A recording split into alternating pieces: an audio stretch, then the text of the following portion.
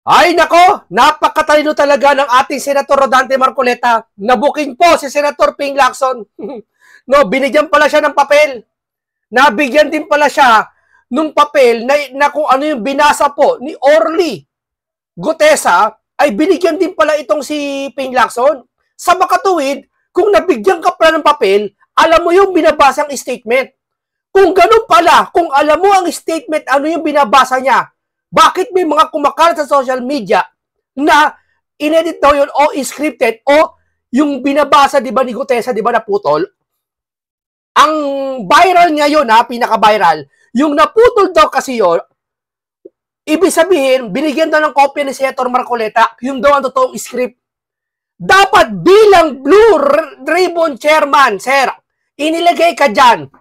Hindi lang pukawin ang damdamin ng taong bayan, kundi lahat ay malaman kung ano yung procedure ng pag-iimbestiga nyo dyan. Bakit? Kaya nga kayo nasa media, naka-live kayo pag nag-hearing Hindi naman katulad ng ICI yan Nakatago, di ba? Sabi nila makatago sila pag nag-hearing. Yan kasi naka-broadcast yan. So meaning, handa kayo na lahat ng impormasyon na bulalabas sa bibig nyo, handa kayong marinig namin.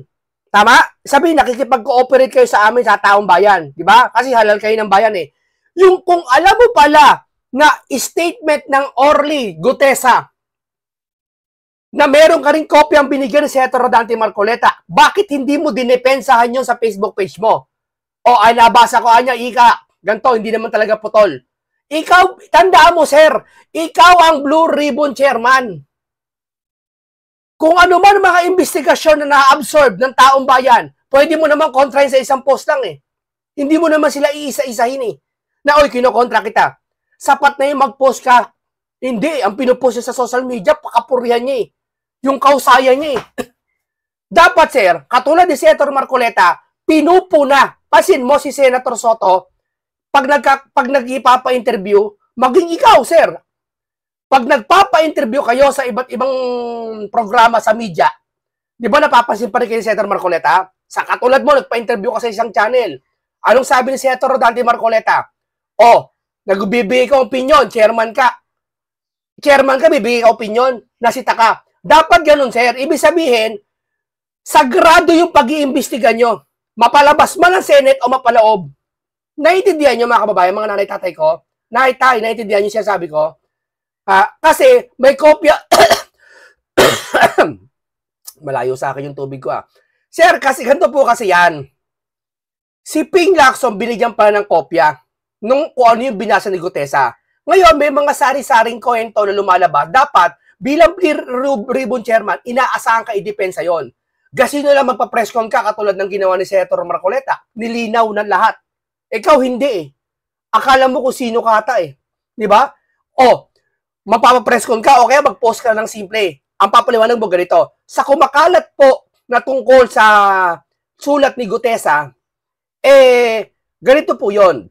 Mali po yung kumakalat, nagbabiral sa social media na binigyan namin ng script o ni Senator Rodante Marcoleta kasi bahagi siya ng committee mo Pag nagkamali si Senator Marcoleta, siya lang mali.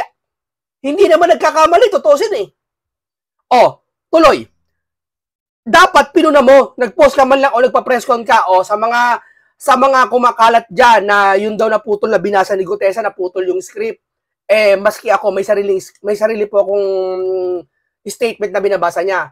Hindi naman po talaga naputol. Yung pagkakaprint lang po. Dapat pinaliwanag mo bilang Blue Ribbon Chairman. Hindi yung tahimik ka. Na tila yata sa katahimikan mo, gusto mong palitawin na si Senator Marcoleta ay bakbakan ng maraming tao. Anong klaseng chairman ka? Kung ganyan ka. Hindi, sige, ito lang Ang natural sa isipan ng isang tao bilang isang chairman o leader ka ng committee, dapat alam mo yung mga pananagutan mo. Hindi. Investigador ka ba talaga ng chairman dyan? Magaling ka ba talaga? O dahil dala ka na ng pangalan mo? Di ba? Nakaraang ira mo pa yan, sir. O ito, Mike, inamin po, maaari daw pong tinakot. Allegedly, itong nagnonotaryo kay Orly. No? Ang daming nagsasabi, baka daw ito tinakot, baka daw naabutan ng basura ni Romualdez. Alam niyo naman kung ano yung basura. Di ba? Basurero kasi itong mga to eh. Yan ang bagong kurso ngayon, basurero. Di ba? Yan ang mayaman ngayon. Di ba? Naabutan daw ata ni Romualdez ng basura. Hindi natin alam, chismis na naman yun, ano? O ito, pakinggan natin ha. Pakinggan natin. Mo na mailahad. Ito. Ang pagtanggi ng abogado na ninotaryo niya ang affidavit ni Sergeant Orly Guteza. Mga pasal under oath naman siya sa Senado. Narito ang exclusive report. Imbestigahan si Attorney Pechi Rose Espera. Ito ang iginiit ni dating Congressman Mike Defensor matapos ilisoon ng abogado ang pasabog na affidavit ni Sergeant Orly Guteza sa Senate Blue Ribbon Committee. Si Defensor ang nagsilbing tulay ni Guteza kay Senador Rodante Marcoleta. Initially, this guy, through a common friend who's also a soldier, wanted to see me, and he gave me some snippets of what was happening in relation to his work with Congressman Saldico. So I told him, it's best to discuss it with Senator Marcoleta. Sa pagdinig sa Senado noong Huwebes, isiniwalat ng dating Marine at Security Consultant ni Congressman Zaldico ang pagde-deliver ng umano'y mali-maletang kickback sa mambabatas at kay Leyte Representative Martin Romualdez. Sa On Point ng Billionaire News Channel, tiniyak ni Defensor ang kredibilidad ni Guteza. Walang motive si Guteza na manloko ng notaryo. Kasi yung sinabi naman niya sa Senate is the same. Yeah. There's no motive on the part of Sergeant Guteza to fake a notarized document because he said it the same. It's not perjurious on his part because it was in good faith.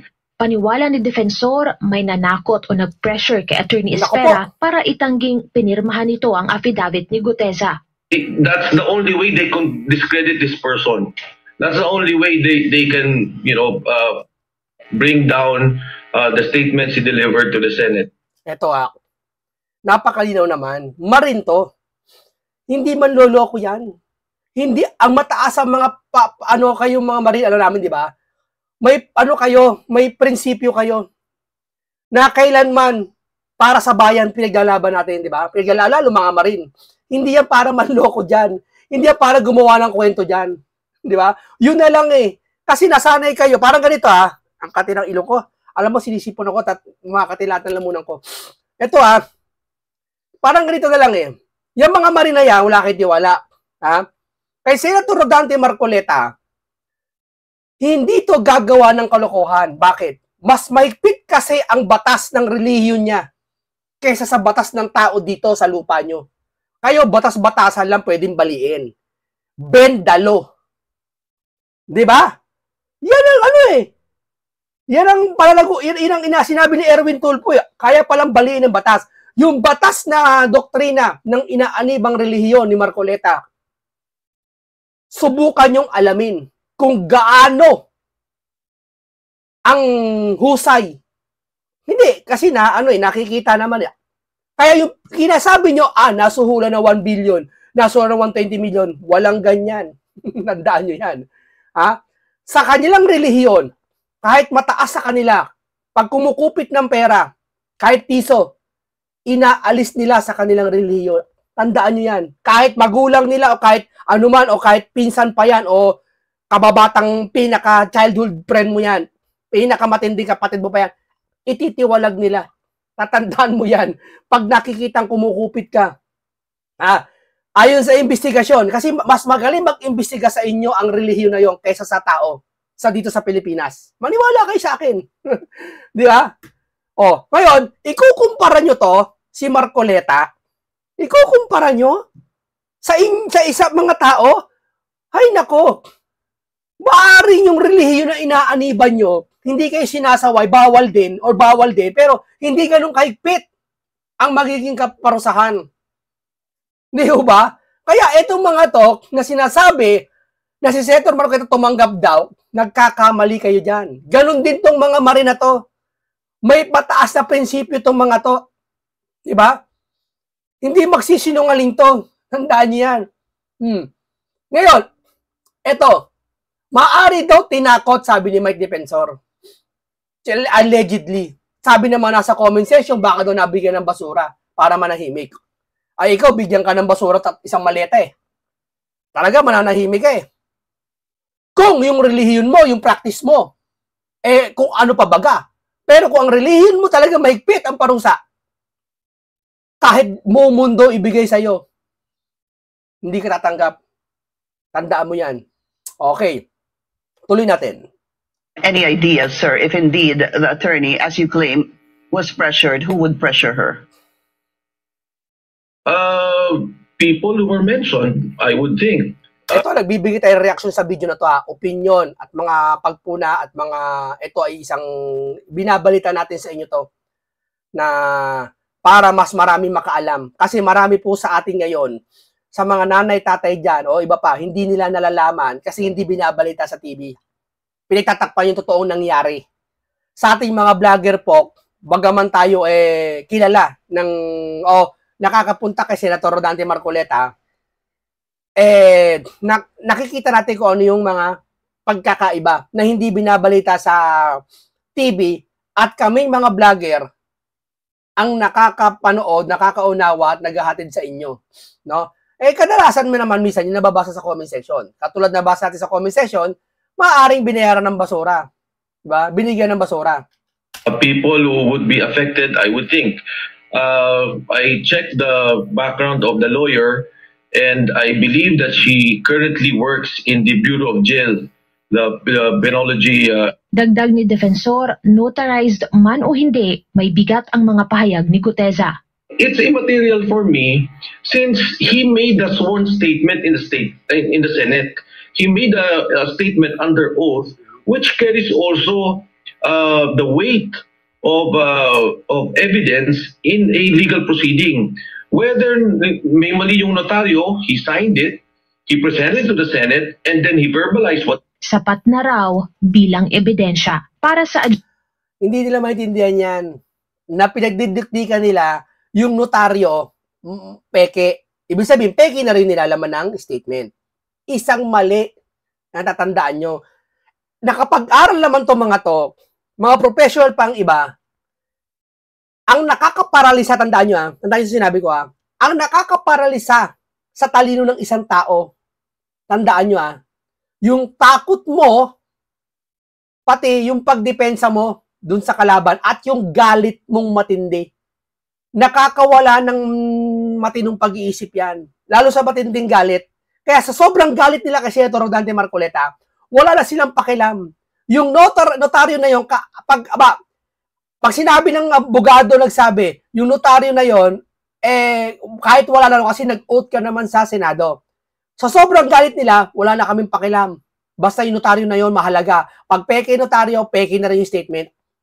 Ganyan sila na nagpapaalipin sa sarili nilang galit. Kaya sa sobrang galit nila, nawawala sila sa tamang kaisipan. Sabi ko nga sa inyo isang tabi nyo muna yung galit nyo kay Marcoleta. I-analyze nyo yung pangyayari. Oo nga naman, nag-oath to sa Senado. Mas matindi yun di ba?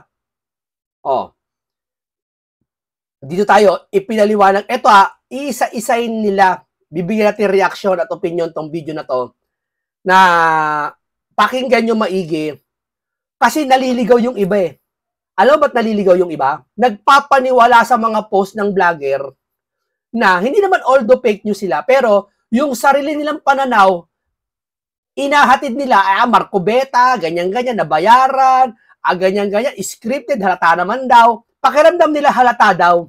Samantalang si Lacson binigyan ng kopya. Palagay natin, may script yun, dapat alam ni Lacson yun. Maliban nila kung si Lacson, siya din magsabi na, scripted niya si Marcoleta. Hindi siya dapat maging blue ribbon dyan. Di ba? Mo yan, kasi nakalagay doon. Ito po para sa bayan na lang, sabi niya Binasa ko naman O di, sa akin, kung darating ka, okay. Kung di ka dumating, wala namang nawala sa akin. Ayan wala nawala sa kanya. Baka ikat nyo naman sa video yan. Wala naman talaga nawala dyan Di ba? Dumating ka sa hindi, walang problema. Panotaryo mo sa hindi, walang problema. Kung dumating ka walang notaryo, walang problema kasi mag-oath ka. Napakalinaw, nilalabo nyo. Dumating. Ayun. Tapos, pagdarating na sa akin, ilang bang kopya ang dala mo? Opo. Meron po Painggan niya. ako ritong 5 kopya. Ito pong 4, sabi niya, ay original. Opo. Okay? Asan ka ako yung hindi original? Ito pong huli. Binigay ko sa kanya yung huli. Yung Xerox copy, kinuha ko yung 4 na original.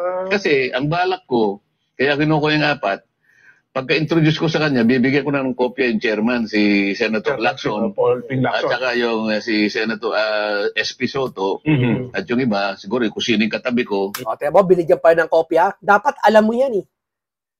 Ha? Yung binigyan ka nga ng isang resibo o sulat, pinapahalagahan mo eh. Lalo na yung statement na yon galing sa witness. Hindi pa naman siya talaga iimbestigahan pa naman eh. Itong ginawa ni Lacson, hindi pa nag-iimbestiga eh. Imbestigahan mo muna bago ka magduda, sir. Tandaan mo yan, sir. Yan ang hirap sa'yo eh. Pinagmamalaki ka nila na magaling ka daw, investigador. Samantalang pag nakarating sa'yo ang isang bagay na kagaya ni Romualdez, binanggit na naman ni Orly, nagko-komento ka kagad, nag-opinion ka kagad. Sir, imbestigahan mo muna yan bago ka magalit o bago ka magkomento sa isang bagay. Kasi baka lamunin mo yung sinasabi mo. Di ba? Lamunin niyo yung sinasabi niyo, hindi lang sa kanya. Lamunin niyo lahat ng sinasabi niyo. Ay, ikaan niya yung Orly, mukhang scripted. Lumabas ang katotohanan. O, paano babawi sa social media yon? Kung alam ba, senador ka pa naman. Di ba? O, hindi man senador, yung mga tao dyan. Di ba? Ayusin nyo. Bago kayo mahumatol, hindi pa naman hinahatulan ni Marcoleta yan eh. Witness pa lang yun eh. Resource person eh. Hindi pa naman niya hinahatulan. Inatulan niya na ba si Romualdez? Hindi. Nakadepensa kagad kayo eh. Wala pa naman yung mahatol ah. Ba't nakadepensa kayo? Sino umahatol? May nakita ba kayo umahatol? Na si Romualdez na may kasalanan? Bakit binanggit ni Orly? O ikaw, Lacson, hindi depensahan mo ba? Hindi ka naman depensa, alam namin eh. Pero yung ginagawa mo na pamumuna na kailangan imbestigahan bago yan, yung notaryo, mag-imbestigahan mo muna yung sinabi noon bago ka magduda.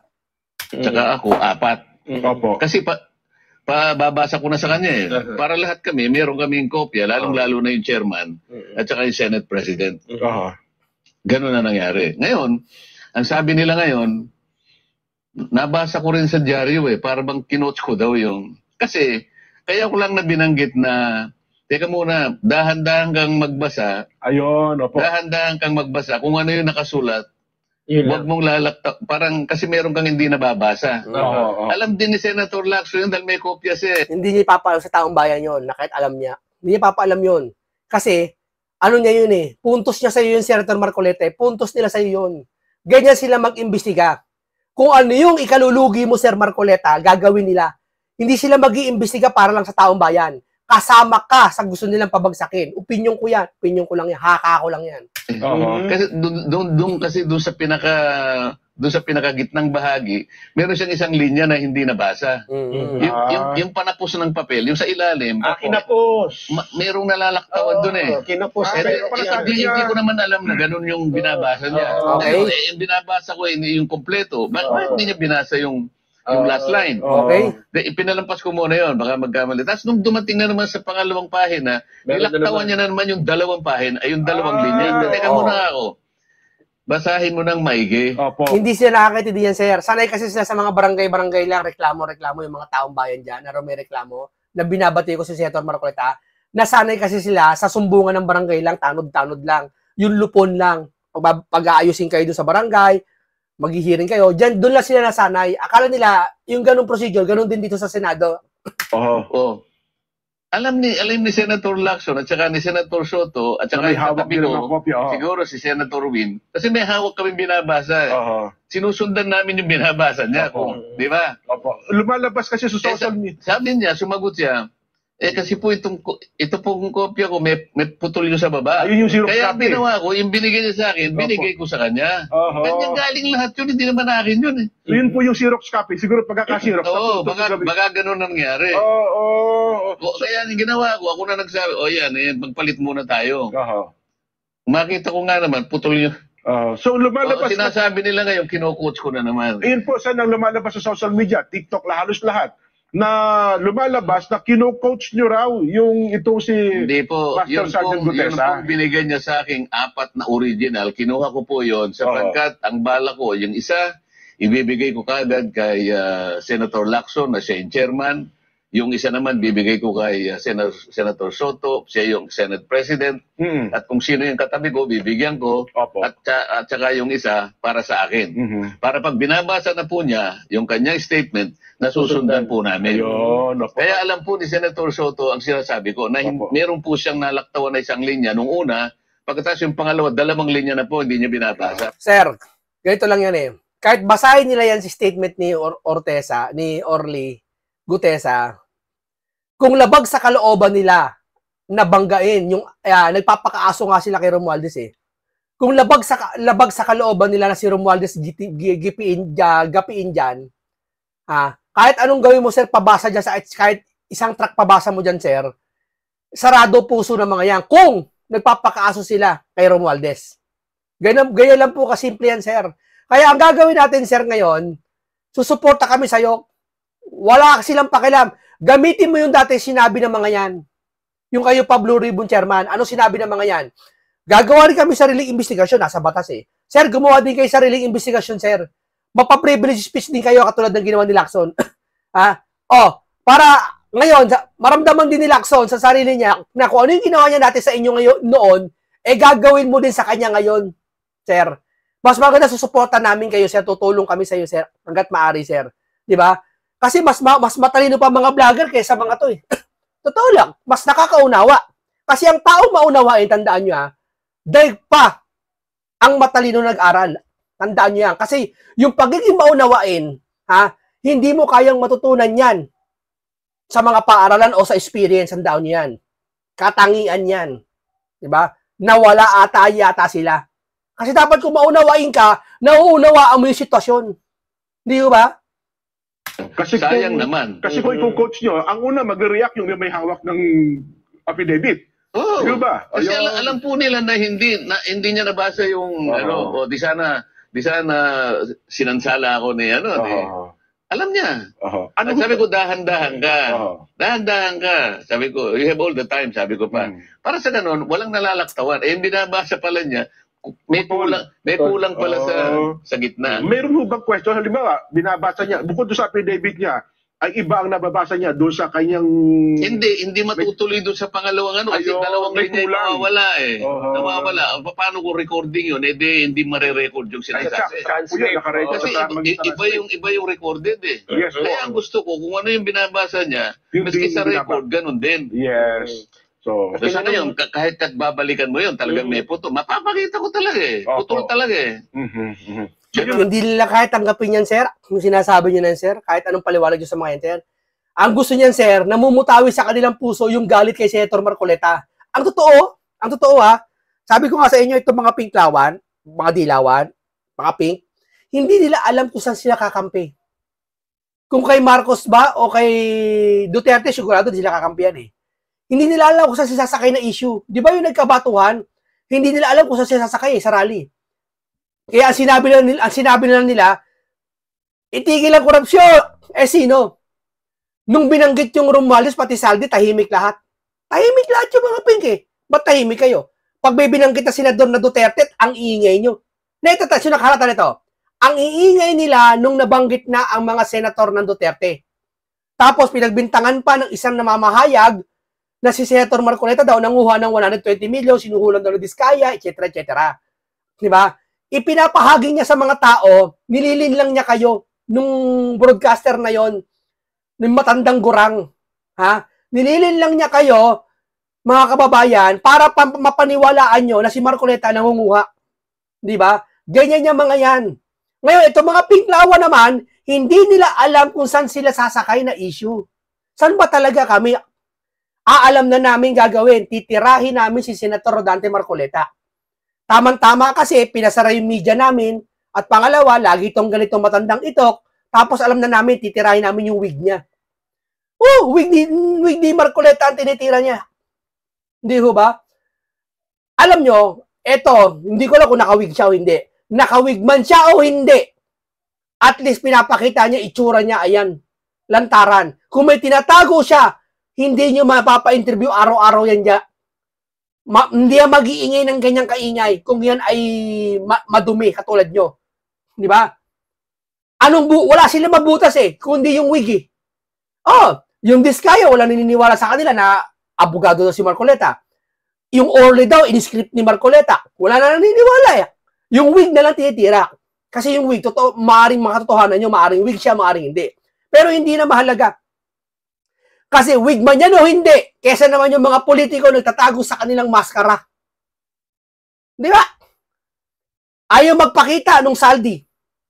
Ayaw pumunta dyan ng Romualdez para magpaliwanag. Huwag ka magpapaliwanag, base lang doon sa Facebook, page ng social media ka nagpapaliwanag Ay, wala akong kasalanan, hindi ako magnanakaw ng kaban ng bayan. Sir, pumunta ka sa hearing ng Senado. Yun ang tama. Sige nga, ginagawa ba ni Soto yan sa kaniping Lacson? Ginagawa ba nila yan? Wala. Aabangan namin yan, sir. Sabi namin sir, ikaw na ang nakaupo bilang Blue Ribbon Chairman. Inaasahan ka namin. Sir, sabi mo, di ba? Sabi ni Soto, yung Duterte. Sige, imbestigahan yung Duterte. Ba't ayaw nyo gawin ngayon? Dahil wala kayo nakikita kay Duterte. Alam nyo parang malinis yata si Duterte sa pagdating niya sa flood control. Sige nga. Di ba? Wala silang maipuntos po kay Senator Marcoleta. Wala silang mahanap Nagkakalkal sila. Tingnan mo nga, baka may kurako to. Tingnan mo nga sino kaibigan nito. Wala silang mahanap Di ba? Di ba? Ang iba pa, ang ginagawa ng Pinklawan, tinitira yung religion niya. Pag tinira mo religion niya, di ba tihanap nyo sa religion? Di ba?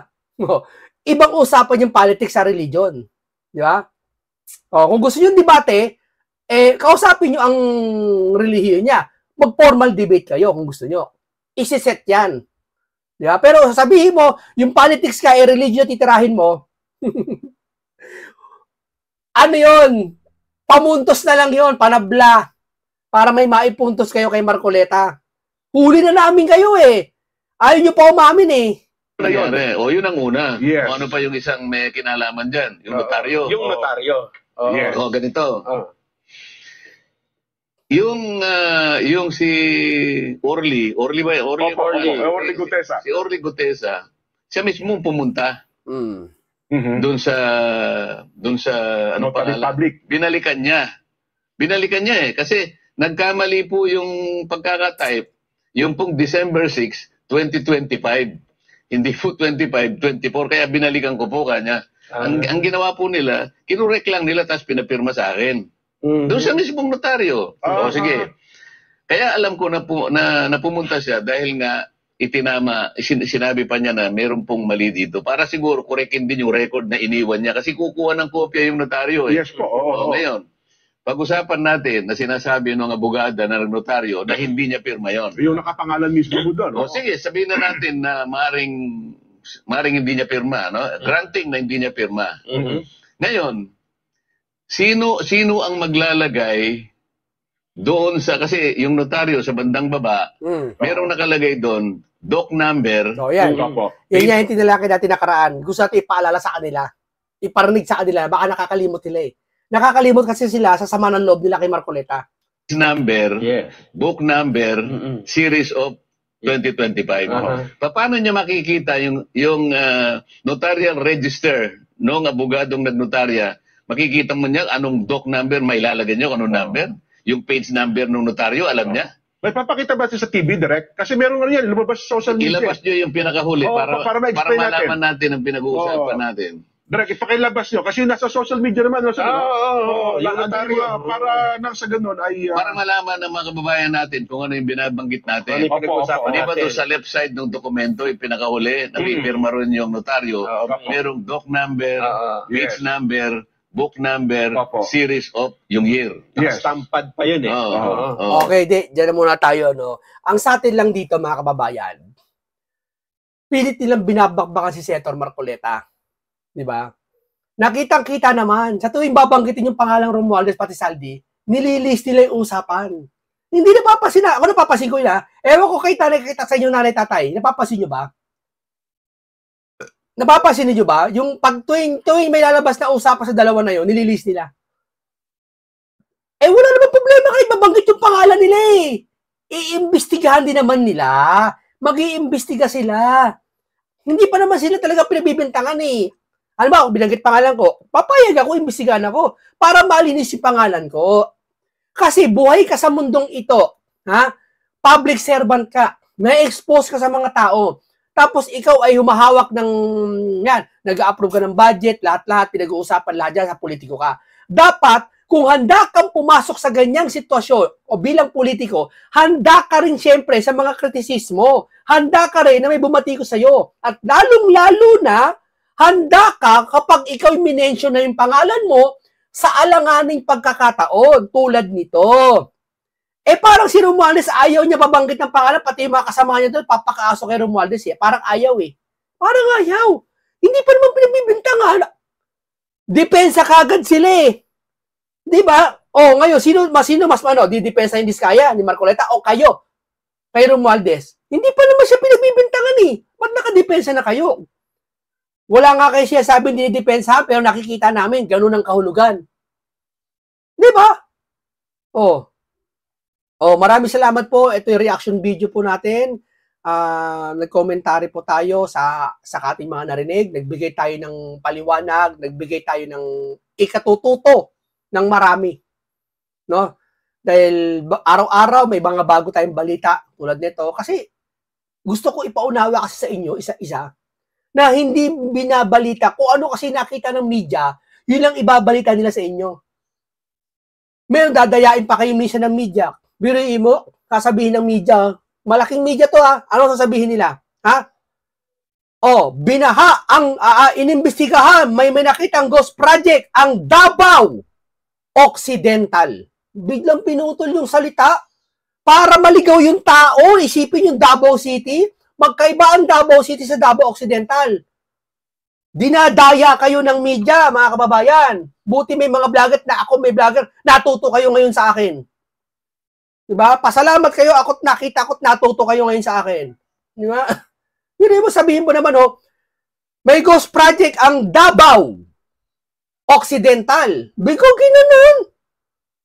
Eh di nililigaw mo yung, alam mo kasi maraming tao na ililigaw. May mga tao kasi minsan, aminin natin may mga tao tayo no read, no write. Diba? Ang naunawaan nila kung ano naririnig nila. Hindi natin maiwasan yan eh. Yeah? Hindi mo masisisi sila kasi minsan lumaki sila sa hirap. Maraming ganyang kababayan natin. Minsan sa sobrang kahirapan, hindi na sila minsan nakapag-aral. Or sa kahirapan, hindi sila nakabili ng TV, nakikinood na lang minsan sa cellphone, minsan naubusan pa ng load. Kaya hindi nila updated yung ano yung nangyayari. Kaya pag sinabi mong Davao, iisipin agad sila Duterte. Hindi ganon. Madaya kayo eh. Dinadaya nyo taong bayan eh. Dinadaya na nga tayo ng politiko, pati itong mga media to eh. Di ba? Hindi lahat hindi lahat ng media. Maraming matino, kagaya ng Bilyonaryo News. Matino yan. Pati Net25. Hindi totoo yan. Kaya ako, dyan ako nakikinig eh. Kasi yung mga yan, kung hindi lang basta balita, di ba? Kung ano yung wala silang tinatago. Salamat po ng napakarami sa inyong lahat.